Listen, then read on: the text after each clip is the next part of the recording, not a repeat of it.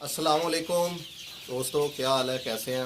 मैं हूं आपका दोस्त मोहम्मद उमर और आप देख रहे हैं मेरा YouTube channel home birds information. आज मैं अपने एक भाई हैं उनके फार्म पे आया हूं और मैंने उनसे काफ़ी सर्च भी की, काफ़ी मालूमात भी ली की। और ये वीडियो देखेगा इंशाल्लाह आपको इस वीडियो में काफ़ी कुछ सीखने को मिलेगा। मैं इधर ये गोल्डन मिस्री चूज़े जो है वो डालते हैं, लेकिन ये ज़ीरो साइज़ का चूज़ा लेके आते हैं। उसके बाद जब ये ज़रा बड़े हो जाते हैं तकरीबन इस कंडीशन में, ये आप देख रहे हैं ये तो ये जो चूज़े हैं ये उसके बाद फिर कोई फार्म वाले हैं वो ले जाते हैं, जिन्होंने देसी मुर्गी या दूसरे को फार्म या कोई घरों में रखने वाले हैं वो इनसे ले जाते हैं।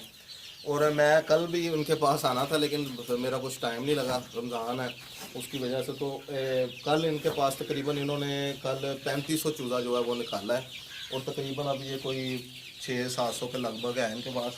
लेकिन मेन बात ये है कि शौक तो चलो दिखाना, लेकिन इनके बारे में बात करना, यानी आपको इनके बारे में गाइड करना। तो अभी हम भाई से बात करते हैं, ठीक है, और आपको इनके बारे में फिर सब कुछ बताते हैं।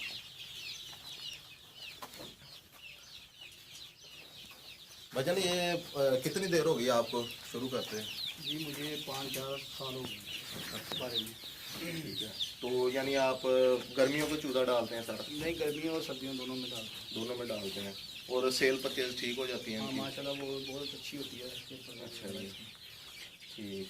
और आप मुझे ये बताएं कि आने वाले जैसे माहौल है, दिन है, इन हिसाब से फार्मिंग कोई करना चाहे तो उसके लिए ये कैसी फार्मिंग है? जी ये बहुत अच्छी फार्मिंग है और ये करनी भी चाहिए क्योंकि रिस्क के हलाल है, इसमें फ़ायदा भी है।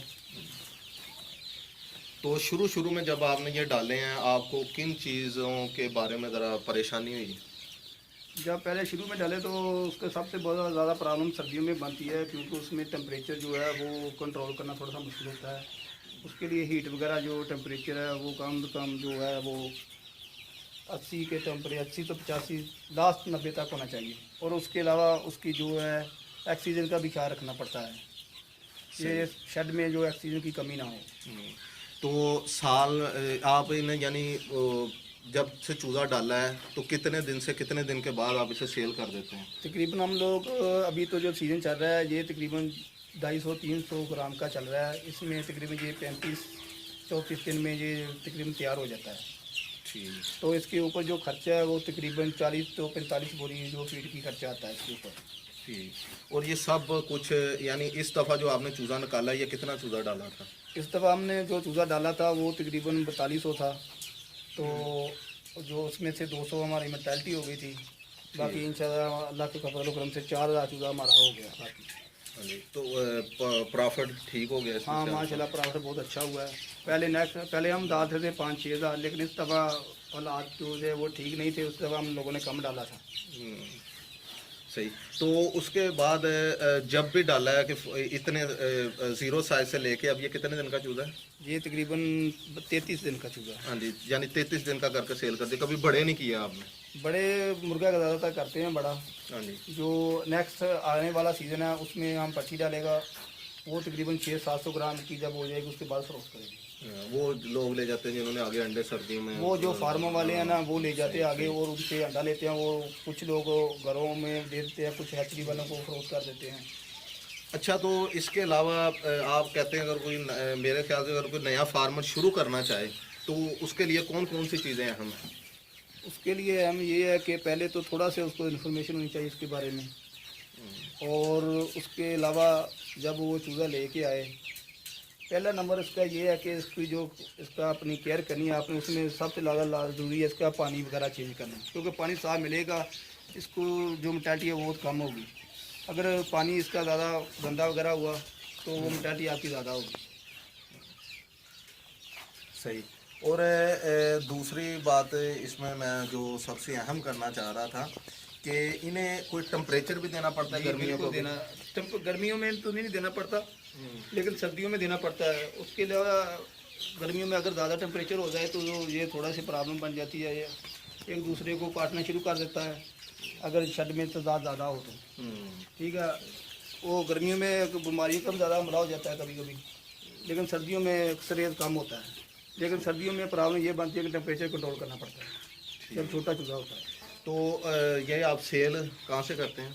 सेल हम लोग कुछ तो हमारे पास गाड़ियाँ होती हैं वो लोड करवा देते हैं। उसके अलावा जो बचा होते हैं ये छांट जाए, अभी जो बची है ये छांट बची हुई है, जो चूजा लोड कराया है ये जो ये फेरी वाले या खुले वाले हैं वो लेके जाते हैं अभी। सही सही सही, ठीक है। और यानी कि इसकी सेल परचेज बहुत इजी है? हाँ बहुत इजी है ये, आपकी बहुत जल्दी और बहुत इजी हो जाता है। जब आप सेल करेंगे आप फ़ोन करेंगे गाड़ी वालों को और खुडे वालों को, वो आपके पास आ जाएगा। इसमें सेल करने में इसकी कोई प्रॉब्लम नहीं है। लेकिन ये जो दूसरे जानवर है, लेयर है, ब्लैडर है, वो सब ये सबसे ज़्यादा हार्ड है। यानी इसमें इनकी कुव्वत मुदाफ़ियत वो उनसे सबसे ज़्यादा है। ज़्यादा है इसके अंदर। अच्छा, और दूसरी बात ये है कि इनमें जो आपके पास मेल फीमेल दोनों की खरीदारी आती है कि वो कहते हैं कोई कि हमें मेल दें, कोई कहता है हमें फीमेल दें? जी ज़्यादातर आती है, लेकिन जो ये फेरी वाले आते हैं ये अक्सर ये इनकी डिमांड होती है फीमेल की। तो जो गाड़ी वाले आते हैं उनको मिक्स की डिमांड होती है। ये आप अगर चूज़ा सेल करते हैं तो अगर आपसे कोई भाई लेना चाहे तो आप थोड़े दे देंगे कि नहीं, ज़्यादा देंगे उन्हें? जी अगर तो जो 150 वाले को तो हम लोग देते नहीं है। उसकी वजह ये है कि वो फिर गाड़ी का एक तो उसकी तादाद कम हो जाती है जो हमने लोड करवानी होती है।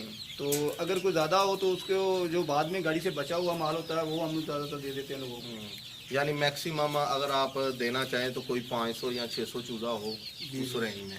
तो अगर जहाँ से आप परचेज़ करते हैं वो छोटा चूज़ा छोटा चूज़ा वो भी थोड़े थोड़े दे देते हैं कि उनसे भी एक मकदार में उठाना पड़ता है? जी हम लोग तो तकरीबन 5-10 हज़ार के करीब उठाते हैं। अगर कुछ लोग ऐसे हैं जो मतलब 4-5 तो वो भी ले लेते हैं उधर से, लेकिन उनकी जो परवरिश है वो मुश्किल हो जाती है ज़्यादा करनी। उसके ऊपर मेडिसिन और दूसरा खर्चा ज़्यादा आता है।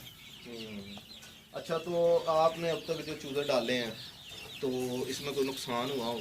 नुकसान मार्केट के हिसाब से होता है, लेकिन जो नुकसान वो होता है जो जानवर का हो बीमारी की वजह से, लेकिन माशाल्लाह उसका कोई नहीं हुआ। लेकिन मार्केट की वजह से कोई लॉस में आती है, लेकिन जानवर की वजह से माशा अभी तक कोई नुकसान नहीं। अच्छा, अब ये चूज़ा आपका निकल जाएगा सारा तो फिर क्या ये प्रॉपर फिर इसकी सफाई होगी? जी इसकी प्रॉपर सफाई होगी। इसके अंदर हम जो है वो स्प्रे करेंगे और जरासीम वगैरह की।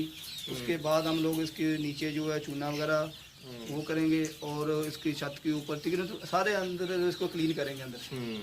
सही। अच्छा, अब तक आपने ये चूज़ा कहाँ कहाँ तक भेजा है? अभी तक ये चूज़ा बन्नू वगैरह की साइड पे और ये इलाका गैर की साइड पे और अफगानिस्तान की साइड पे ये हम लोगों से चूज़ा जाता है। यानी अफगानिस्तान भी जाता है? जी इधर से ज़्यादातर वो तो लेके जाते हैं आदमी। यानी माशाल्लाह इसमें कुव्वत मुदाफ़िज़ इतनी इंसान बता सकता है कि ये वहाँ चले।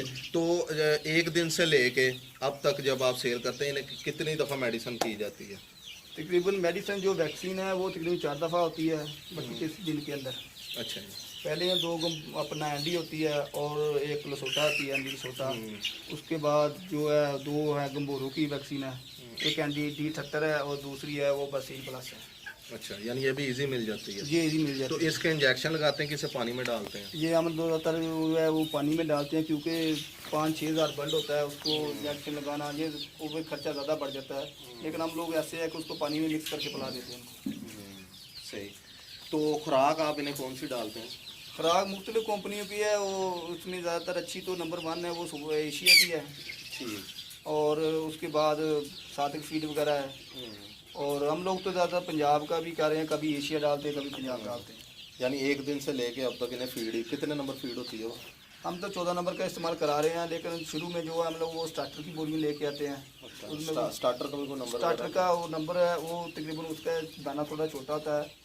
वो जो 14 नंबर है इससे थोड़ा रेट में ज़्यादा है। ये कंपनियों का अपने मुख्तलिफ नंबर होते हैं इसके फीड के। सही। चलें, ठीक है अब्बास भाई, आपने बड़ी अच्छी इन्फॉर्मेशन दी।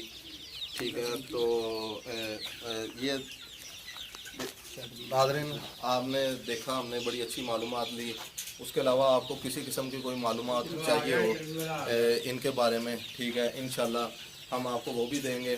और मेरे हिसाब से ये है कि जब भी कोई नया इंसान है या कोई भी बंदा है वो शुरू करे इससे, लेकिन उसे इसके बारे में कुछ पता होना चाहिए। मिसाल के तौर पे कि एक इंसान है, अगर वो उसे कुछ भी नहीं पता, वो कपड़े का भी काम करना शुरू चाहे जो बड़ा साज होता है, लेकिन उसके लिए भी उसे उसका तजर्बा ज़रूरी है कि वो सामान कहाँ से वो ले रहा है, ठीक है, किससे मिल रहा है और किस रेट पे मिल रहा है, वो किस रेट पे सेल कर रहा है। इसलिए मैं चाह रहा हूँ कि अगर ये देसी मुर्गियों का किसी ने फार्म डालना है या चूज़ों का, वो डाल सकते हैं। इनका तजर्बा ये था कि अगर हम छोटा चूज़ा स्टार्टर लेके उसे बड़ा करके दें तो वो ठीक है। यानी जिस तरह इतने दिन का ये है जो है 35 या ज़्यादा दिन का, कि इसके अंदर जो है बड़ा इन्हें प्रॉफिट अल्लाह आगे ना दे रहा है और हलाल काम है, ये भी ये बता रहे हैं कि बड़ा अच्छा है। तो मैं ये कहता हूँ कि अगर किसी ने ये डालना है चूज़ा तो वो पहले इसके बारे में गाइडेंस हर चीज़ देखे, ठीक है। वो सबसे अच्छी बात ये है कि चूज़ा परचेज़ करना, चूज़े की केयर करना, चूज़े का टेम्परेचर रखना और उसके बाद उसे सेल करना, सब ये चीज़ें इसमें बहुत ज़्यादा मायने रखती हैं। कई लोग काम शुरू करते हैं लेकिन ये लॉस होता है। किस वजह से लॉस होता है कि उन्हें इस बारे का पता नहीं होता, इस बारे में उन्हें तजर्बा नहीं होता। सबसे बड़ी चीज़ है इस बारे में पता होना, इसका तजर्बा होना। इंशाल्लाह आपको और अच्छी और नई वीडियो आएंगी, और अब तक के लिए मैं इजाज़त चाहता हूँ। अल्लाह हाफिज़।